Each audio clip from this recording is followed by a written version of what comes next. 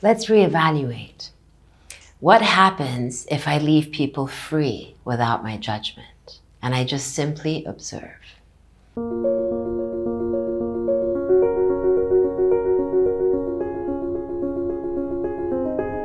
What happens is that there's oxygen in any situation.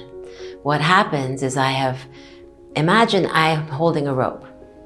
I'm pulling the rope, you're pulling the rope, I'm pulling the rope, you're pulling the rope. And I decide to put down the rope. There's no energetic connection between me and you because I have unattached myself from the situation. I am not expecting any outcome. I'm not waiting for something from you. What happens? We can actually breathe into the moment. What happens is there's no expectation, so there's no push and pull. There's no one expecting anything, and therefore we can have a real conversation. How much of the time do we spend waiting for someone to do something we want, as opposed to letting them do what they want? What happens? What happens is that I stop thinking about me. I stop thinking about my desires, my take, what I need, and I start just embracing the moment that's happening. I'm just there, observing. Nothing going on. And just breathe. And you let go of the moment and suddenly everything changes dimension. How? Anyone logical will say, well, that's not possible. Well, actually it is. Try it. Test it, see what happens. Because the minute we are not attached to a situation or an outcome, our whole environment turns. It completely changes. Even our reactions, our facial expressions, the glint in our eye changes. Your cheekbones, everything changes. So a person will receive you differently if you're relaxed than if you seem uptight and waiting for something.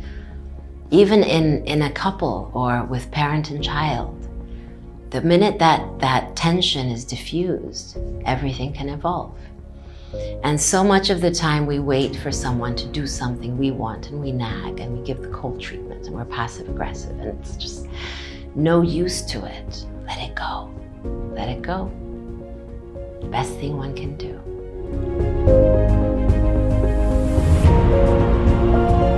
Imagine I'm a 15-year-old and you're a 3-year-old. And I want you to learn algebra. Now, at 3 years old, I want you to learn algebra.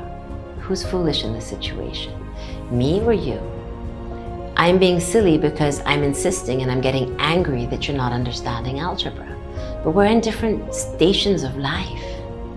We don't necessarily understand each other perfectly. How can I expect you to know everything I know? And how can I expect you to deem what I know as important versus what you know? Creating boundaries and allowing that respect for people to be who they want to be. And you being who you are. Walking carefully, listening, awareness, as we've talked about. Reestablishing our norms based upon principles of respect. So what happens is we become masters of discernment. We can discern situations because we are quiet inside of ourselves. We're able to look at situations from a distance without actually making it about us. You remove the you from the equation. And what happens is you can suddenly observe things that you've never noticed before. Because your mind is quiet, you start seeing signs and signals everywhere. You think about someone and they call. That's the value and beauty of synchronicity. The minute you allow that realm of being, because you've quietened your mind, it invites such mystery into your life. You can see things that you've never seen before. The flowers smell more beautiful. The sea looks brighter. The sky looks more beautiful. Everything changes. So finding that quiet instead of always thinking about you allows you to open a dimension of life that's really beautiful. Will you try it?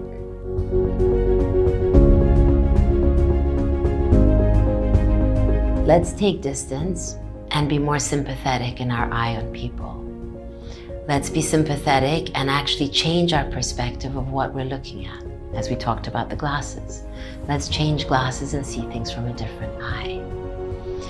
And if you can do this, it actually works beautifully into stretching yourself. It's developing this flexible strength where you're willing to allow the oxygen in and breathe a different dimension. Does it sound crazy? Try it. It works. I look forward to seeing you again.